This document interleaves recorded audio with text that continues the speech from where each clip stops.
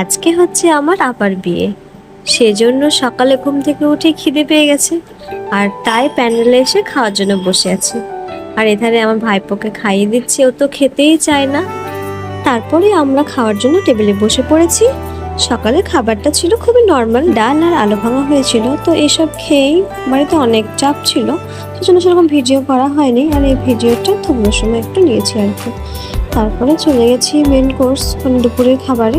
সত্যি বলতে এই বিয়েটা নিয়ে অনেক প্ল্যানিং ছিল, খুব সাজবো বলে ভেবেছিলাম, বাট বৃষ্টির জন্য আর ইচ্ছাই করলো না। তো আমি বিয়েতে খুব নর্মালি ছিলাম। তো তোমাদের কেমন লেগেছে আমার সাজটা কমেন্টে জানিও।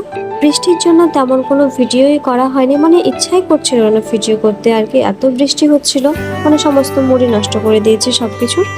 কালকে আসছে রিসেপশনের ব্লগ, তো আমি চেষ্টা করব সমস্ত স্পেশাল জিনিসগুলো তোমাদের সামনে তুলে ধরার।